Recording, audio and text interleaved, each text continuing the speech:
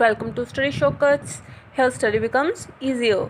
So conservatism, that is second accounting convention. So what is actually ये ना एक सोच आप कह सकते हैं अकाउंटिंग का, जो कि हर एक आम आदमी अपनी लाइफ में अपनाता है, राइट। फॉर एग्जांपल देखिए, हम अपनी लाइफ में क्या करते हैं, हम अपनी लाइफ में रिस्क को पहले मेज़र करके चलते हैं और प्रॉफिट्स को या अपकमिंग आने वाली हमारी लाइफ में कोई भी जो प्रॉफिट्स हैं या इनकम्स हैं या किसी भी तरह हमारा फ़ायदा होने वाला है, हम उसको जो अभी हुआ नहीं है, सर्टन नहीं है कि होगा या नहीं होगा, हम उसको कैलकुलेट नहीं करते पहले, क्योंकि वो पक्का नहीं पता होता कि होगा या नहीं होगा। लेकिन हाँ, हम पहले सतर्क रहते हैं अपनी लॉसेस को, अपने आने वाले अपने कोई भी जो चाहे अनसर्टेन ही क्यों ना हो कोई लॉस, तो उसको लेकर हम पहले से क्या रहते हैं, थोड़ा सतर्क रहते हैं कि हाँ ये लॉस हो सकता है, तो इसके लिए पहले से हम अपने अरेंजमेंट्स जो हैं वो करके चलें।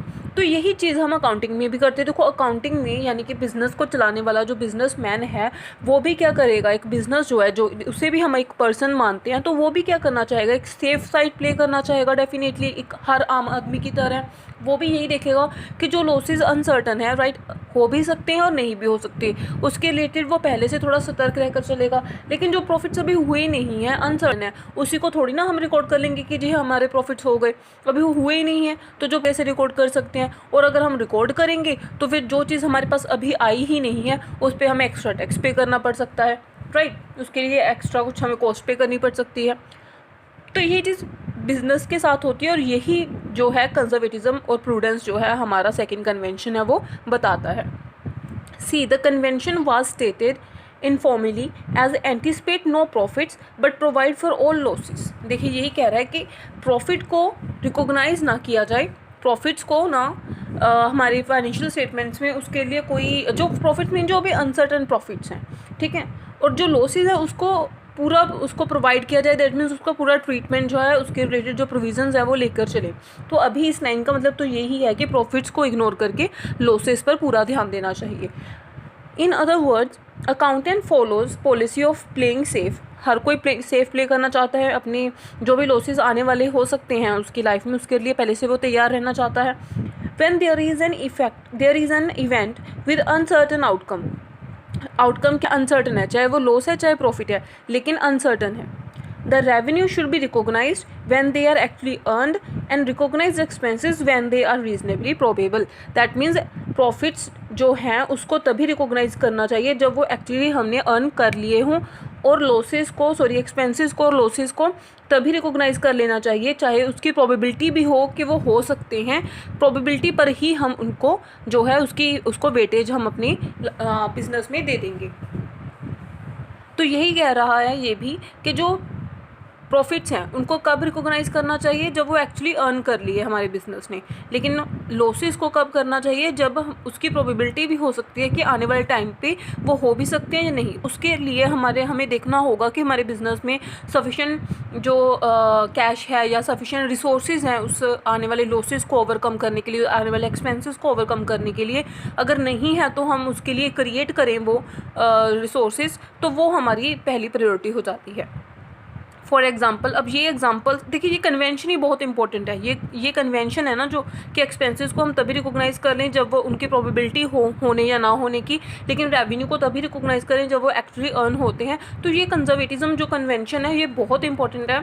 सो प्लीज़ इसे ध्यान से सुनो, समझो, ठीक है। इसको अगर आप कन्वेंशन एक बार में जब मैं आपको पढ़ा रही हूँ तब अच्छे से सुन लोगे, समझ लोगे, उसके बाद जब आपके पास जो भी बुक है उसको आप कंसिडर करोगे, उसको पढ़ोगे उसमें से, तो आपको वो बात एक ही बार में समझ में आ जाएगी। और अगर ये कंसेप्ट आपको एक बार पढ़ने में समझ आ गए तो बहुत अच्छी बात है, क्योंकि बहुत इंपॉर्टेंट है, आगे सभी अकाउंटिंग इन्हीं के बेस पर है। लेकिन अगर अटक गए तो फिर वो अटक ही जाते हैं, फिर नहीं समझ में आते, फिर ऐसा माइंड में बन जाता है कि ये पता नहीं क्या डिफिकल्ट सी चीज़ है जो समझ में नहीं आ रही। तो अगर आप एक बार में ये वीडियोस देखोगे आपको एक बार में ये कंसेप्ट अच्छे से समझ में आ जाएंगे, और जब आप बुक में से दोबारा पढ़ोगे तो वो आपको याद हो जाएंगे, पक्के हो जाएंगे आपके, और फिर आप रिटर्न में अगर उसको लिखोगे, नोट्स बनाओगे, तो फिर आपके दिमाग में से वो कभी नहीं भूलने वाले। और ये जो कन्वेंशंस, कंसेप्ट, अजम्पशंस, रूल्स हम कर रहे हैं ये आपके टिप्स पर होने चाहिए, बिल्कुल उंगलियों पर होने चाहिए। ये इतने ईजी और इतनी बेसिक चीज़ें हैं, ये आपको आगे जाकर कहीं नहीं मिलने होने वाली है, आगे जाकर आपको यही कहा जाएगा कि आपने ये +1 में अपने 11th स्टैंडर्ड में किया हुआ है। बहुत बेसिक चीज़ें हैं और इसी पर सारी अकाउंटिंग खड़ी है, तो प्लीज़ इनको ध्यान से सुनिए। और अभी मैं जो आपको एग्जांपल्स बताने वाली हूँ इनको तो बहुत अच्छे से समझना और बिल्कुल अपने टिप्स पर कर लेना। चलो देखते हैं हम अपनी example. First is, if market price of stock is more than cost, the cost should be considered as the unrealized profit from the market is ignored. See वो क्या कह रहा है कि जो मार्केट प्राइस है, स्टॉक वो चीज़ है जो हम अपने जिसमें हम डीलिंग है, जिसको हम बाय करते हैं, सेल करते हैं, राइट, जिसका हमारा बिजनेस है, स्टॉक लेकर आते हैं हम अपने बिजनेस में। सो अगर उसका मार्केट प्राइस यानी कि मार्केट में जो उसका प्राइस चल रहा है वो is more than the cost, cost वो होती है जिस पर हम लेकर आए हैं, ठीक है। कॉस्ट उसको उस गुड्स को एक्वायर करने में जितना भी कॉस्ट लगा, चाहे वो लेके आने में, ख़रीदने में या बनाने में, तो जितनी भी टोटल कॉस्ट आई है, अगर तो मार्केट प्राइस उसकी ज़्यादा है, फॉर एग्जांपल हमने एक शर्ट बनाई, शर्ट में से कुछ चीज़ें बनाने के लिए जो चाहिए थी वो तो हम एज इट इज़ ले आए, कुछ चीज़ें उनको खुद मैन्युफैक्चर किया और करा के हमने एक शर्ट बना ली, ठीक है, मैन्युफैक्चर कर ली, तो अब उसकी टोटल कॉस्ट हो गई 50 रुपीज़। फॉर एग्जांपल हम एक शर्ट बनाई जिसकी कॉस्ट हमारी कंपनी को कितनी पड़ रही है, 50 रुपीज़ पड़ रही है, और मार्केट में वही शर्ट जो है वो 100 रुपीज़ में सेल हो रही है। तो मार्केट प्राइस और कॉस्ट, मार्केट प्राइस ज़्यादा हो गई कॉस्ट से, ठीक है। तो हम क्या करेंगे, अभी शर्ट हमारे पास पड़ी है, हमारे बिजनेस में है, हमने 50 रुपीज़ की लागत से उसको कॉस्ट के साथ उसको बनाया है, लेकिन हमने देखा कि मार्केट में वही शर्ट है जो 100 रुपीज़ में बिक रही है। बिकने का मतलब है कि वो और कोई कंपनी अगर उसको बेच रही है, सेम टाइप की शर्ट अगर कोई ख़रीद रहा है तो वो 100 रुपीज़ तक पे कर रहा है, तो मार्केट प्राइस है उसका 100। अभी तक हमने अपनी शर्ट जो है वो बेची नहीं है मार्केट में जाके, सिर्फ मार्केट प्राइस पता लगाया है कि उस स्टॉक का मार्केट प्राइस कितना है। तो 100 रुपीज़ हमें पता चल गया उसका स्टॉक प्राइस, उसका मार्केट प्राइस जो है वो क्या है, 100 रुपीज़। अब वो ज़्यादा है, तो हमारा ये कन्वेंशन क्या कहता है कि अभी तक हमें 100 रुपीज़ मिले नहीं हैं। क्या पता जब तक हम बेचने जाएं हमें 100 रुपीज़ मिले या ना मिले, कम मिले, ज़्यादा मिले, तो हमें नहीं पता। तो वो कहते हैं जब भी मार्केट प्राइस ज़्यादा हो कॉस्ट से, तब हम किस पर अपनी बुक्स ऑफ अकाउंट्स में अपनी स्टॉक को किस पर रिकॉर्ड करेंगे, कॉस्ट पर ही रिकॉर्ड, मार्केट प्राइस पर इग्नोर नहीं, मार्केट प्राइस पर रिकॉर्ड करेंगे, कॉस्ट पर रिकॉर्ड करेंगे। कॉस्ट शुड बी कंसीडर्ड, किसको कंसीडर करेंगे, कॉस्ट को।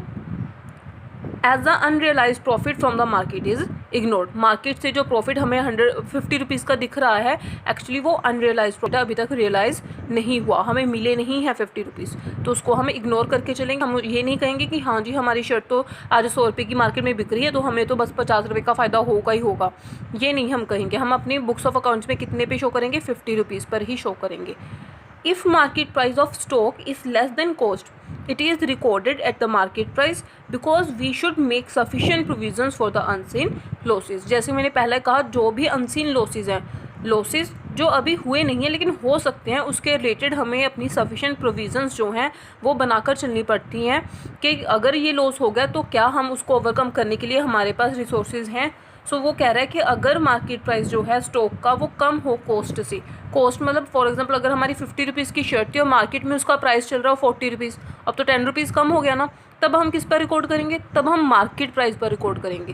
हम ये मानकर चलेंगे कि अब हमारे शर्ट की जो प्राइस है वो 40 रुपीज़ ही है, और अगर हम बेचने जाएंगे तो हो सकता है हमें जो 10 रुपये कम मिले वो पक्का हमें वो लॉस हो सकता है, तो हम उसका ट्रीटमेंट जो है, प्रोविज़न जो है उससे रिलेटेड हमारी बुक्स ऑफ अकाउंट्स में करते हुए चलेंगे। तो हम अपनी जो स्टॉक है उसको मार्केट प्राइस यानी कि कम पर ही रिकॉर्ड करेंगे। क्लियर, अगर ज़्यादा है कॉस्ट से मार्केट प्राइस तो कॉस्ट पर, अगर मार्केट प्राइस कम है कॉस्ट से तो मार्केट प्राइस पर। सो इससे हमारा क्या रूल निकल कर आता है, स्टॉक और inventory is recorded at cost और market price whichever is less. तो ये जो रूल है जो कि आपको कंसेप्ट के साथ समझ में आया, जिसमें कंजर्वेटिज्म कन्वेंशन जो है वो यूज़ हो रही है, तो ये आपके टिप्स पर होना चाहिए कि इन्वेंट्री, कॉस्ट और market price whichever is less, inventory is recorded at cost और market price whichever is less. तो ये रूल आपको फिक्स होना चाहिए कि इन्वेंट्री जब भी आगे आपको किस पे रिकॉर्ड करनी है, कॉस्ट और market price whichever is less.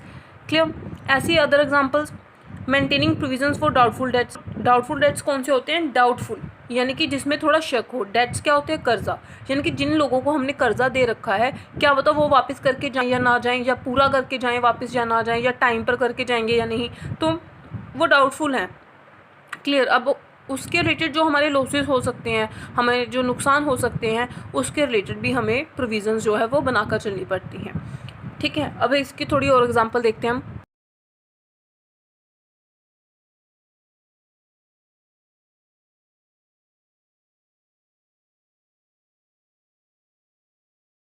Other example is showing depreciation only on the fixed assets but देखो डेप्रिसिएशन आपको पहले भी बताया है क्या होती है। जैसे भी हम फिक्स्ड एसेट्स अपने बिजनेस में लेकर आते हैं और उसको कुछ टाइम पीरियड के लिए यूज़ करते हैं, तो धीरे धीरे यूज़ करने से और उसमें कुछ खराबी हो जाने से या वियर और टियर की वजह से उसमें क्या हो जाता है, उसकी वैल्यू डेप्रिशिएट होने लगती है, यानी कि कम होने लगती है। क्योंकि जैसे जैसे हम प्रोडक्ट को यूज़ करते हैं तो उसकी वैल्यू जो है वो घटने लगती है, तो उसको कहते हैं डेप्रिसिएशन होना। तो हम क्या करेंगे, अपनी बुक्स ऑफ अकाउंट्स में फिक्स्ड एसेट की डेप्रिसिएशन तो हम रिकॉर्ड करेंगे, लेकिन फॉर एग्जांपल जैसे फिक्स्ड एसेट में एक लैंड एंड बिल्डिंग भी आती है या कोई और जो भी फिक्स्ड एसेट हो, किसी भी रीज़न की वजह से अगर उसकी वैल्यू में इंक्रीज़ आता है, डिक्रीज़ होने की वजह से इंक्रीज़ आता है। वैसे तो लैंड एंड बिल्डिंग है जिसकी वैल्यू टाइम के हिसाब से वो इंक्रीज़ होती जाती है, लेकिन फॉर एनी रीज़न अगर किसी और भी फिक्स्ड एसेट की जो वैल्यू है अगर वो इंक्रीज़ होती है, यानी उसमें एप्रिसिएशन होता है, मतलब इंक्रीज़ होना, तो उसको हम रिकॉर्ड नहीं करेंगे, राइट। उसको बुक्स ऑफ अकाउंट्स में हम नहीं शो करेंगे, हम सिर्फ डेप्रिसिएशन को शो करेंगे। कारण वही कंजर्वेटिज्म कन्वेंशन, लॉसेस को देखते हुए चलना है, उसके लिए प्रोविजंस बना के चलना है, लेकिन अनसीन और अनरियलाइज्ड जो प्रॉफिट्स हैं उनको हम इग्नोर करते हुए चलेंगे। Valuation of investments eight cost और मार्केट प्राइस विच एवरेज लीजिए। अभी थोड़ा सा क्या होता है कि इन्वेस्टमेंट्स क्या होती हैं, किसी चीज़ में लगाना, इन्वेस्ट ना किसी चीज़ में कुछ लगाना, राइट। अगर हम बिजनेस चला रहे हैं, एक बिज़नेस, कई बार जब मेरे पास प्रॉफिट आ गए, मैं एक बिज़नेस कर रही हूँ, मेरे पास प्रॉफिट्स आ गए, मेरे पास अच्छा खासा पैसा है मेरे बिज़नेस के पास, तो मैं क्या करूँगी, कुछ और बिजनेसेस में भी अपना थोड़ा थोड़ा पैसा लगा सकती हूँ, जिससे क्या होगा, मुझे अगर वो बिज़नेस भी प्रॉफिट कमाएगा तो उस बिज़नेस से भी मुझे कुछ रिटर्न्स आ जाएंगी, ठीक है। तो इन्वेस्टमेंट होती हैं कुछ चीज़ों पर, बहुत तरह की इन्वेस्टमेंट्स होती हैं। हम शेयर्स में इन्वेस्टमेंट करते हैं, हम म्यूचुअल फंड्स में इन्वेस्टमेंट करते हैं, राइट। तो तरह तरह की इन्वेस्टमेंट्स हो सकती है। तो उन इन्वेस्टमेंट्स में जो हम पैसा लगाते हैं, ठीक है, उसकी जो प्राइस है वो भी मार्केट के हिसाब से या बढ़ती रहती है। तो वो फॉर एग्जांपल अब हमने जो पैसा लगाया था उसकी तब कॉस्ट थी 50 रुपीज़, अब मार्केट वैल्यू उसकी 100 रुपीज़ हो गई, तो वैल्यू इंक्रीज़ हो गई। या फिर हमने 50 में लगाया था, उसकी वैल्यू जो है वो कम हो गई। कैसे हो जाएगी, कैसे इंक्रीज़ होगी, मान लो हमने एक बिज़नेस में पैसा लगाया था, अब वो बिज़नेस अगर अच्छा खासा प्रॉफिट कमाने लगा है तो हमारी जो इन्वेस्टमेंट उसमें लगा रखी थी उसके तो प्राइस बढ़ जाएगा, क्योंकि उसकी मार्केट वैल्यू उस बिज़नेस की जो मार्केट में है वो बढ़ जाएगी। लेकिन अगर उस बिज़नेस को लॉसेज हो रहे हैं बहुत ज़्यादा, तो उसकी मार्केट प्राइस, यानी कि हमने जो इन्वेस्टमेंट कर रखी थी उनकी मार्केट प्राइस भी कम हो जाएगी बिज़नेस के साथ। तो ऐसे उसकी जो प्राइस है वो भी घटती बढ़ती रहती है। तो वैल्यूएशन ऑफ इन्वेस्टमेंट हम अपनी बुक्स ऑफ अकाउंट्स में किस पर करेंगे, कॉस्ट और market price whichever is less, जितने भी कम होगा, जो भी कम होगा उस पर हम उसको रिकॉर्ड करेंगे। Provision for discounts on creditors को हम इग्नोर करके चलेंगे। हमने पढ़ा था डाउटफुल डेट्स की जो प्रोविज़न है हम उसको बनाकर चलेंगे। क्यों, क्योंकि कर्जा जो है कुछ पता नहीं है आएगा या नहीं आएगा, या कितना आएगा, या टाइम पर आएगा या नहीं। लेकिन वहीं एक रीज़न, एक चीज़ और भी है कि हमने कर्जा दे रखा है, लेकिन हमने भी तो किसी से लिया होगा, ठीक है ना। क्या पता वो हमें डिस्काउंट ऑफर कर दे, लेकिन क्या पता, पक्का नहीं है, राइट। और कोई भी प्रॉफिट अगर हमें हो सकता है पर वो अनरियलाइज्ड हो, उसको हम इग्नोर करते हुए चलेंगे। सो हम डाउटफुल डेट्स की प्रोविज़न तो रिकॉर्ड करेंगे, लेकिन क्रेडिटर्स जो हमें डिस्काउंट देने वाले हैं उसकी कोई प्रोविज़न हम रिकॉर्ड नहीं करेंगे। सो ये था कंजर्वेटिज्म कन्वेंशन। सो इस ओवरऑल कन्वेंशन में दो ही चीज़ें निकल कर आती हैं, recognise revenue only when they are reasonably certain and recognise expenses as soon as they are reasonably possible. जैसे एक्सपेंसेस पॉसिबल हो सकते हैं उसको रिकॉग्नाइज कर लो, लेकिन जिस प्रॉफिट्स जो हैं, रेवेन्यू जो है, जब तक सर्टन नहीं होता तब तक उसको रिकॉग्नाइज नहीं करना चाहिए, सिर्फ सर्टन होने पर ही उसको रिकॉग्नाइज करना चाहिए। यही हमारा प्रूडेंट कन्वेंशन जो है वो कहता है। तो ये तो हो गया हमारा second convention, that is prudent convention. It is very very very important convention. और इसके बाद दो कन्वेंशन है, मटेरियलिटी एंड ऑब्जेक्टिविटी, वो हम अपनी आने वाली वीडियोज़ में देखेंगे। तब तक प्लीज़ आप नोट्स बनाइए, और जितने भी मैं अभी कंसेप्ट्स करवा रही हूँ आपको, इसके ऐसा नहीं सुना और बस कर दिया कि हाँ समझ में आ गया। आप बहुत ध्यान से सुने, समझें और फिर नोट्स भी बनाएं, जिससे आपको समझ आएगा। फिर उसके बाद बुक पढ़िए, आप अपनी जो मटीरियल आपके पास स्टडी मटीरियल है उसमें से पढ़िए उसको, और उसके बाद फिर आप अपने नोट्स बनाइए। देखिए होता क्या है, वीडियो को सुनते हैं आपको समझ में आता है, ठीक है, आपको कंसेप्ट ये है क्या। उसके बाद क्या होता है कि आप उसको अपनी बुक से पढ़ते हो, जिससे आपको कंसेप्ट तो समझ में आ गया, लेकिन अब उसको लिखना कैसे है, उसकी वोकैबुलरी वो सब आपको समझ में आती है और आपके याद हो जाती है वो चीज़। फिर पक्की कब होगी, जब आप उसके नोट्स बनाओगे। तो ये तीनों चीज़ें बहुत इंपॉर्टेंट हैं। आप प्लीज़ आप ये तीनों चीज़ों करो, और क्योंकि ये बेस है, अभी आपके टिप्स पर हो जाएगा तो आगे आपको बिल्कुल भी दिक्कत नहीं आने वाली है। सो यार तब तक थैंक यू। और अगर आपको ये वीडियोस बहुत अच्छे से समझ में आ रही हैं और ये कंसेप्ट आपको अच्छे लग रहे हैं तो please like my videos and share my videos and please subscribe my channel and press the bell icon button for the notifications. Thank you.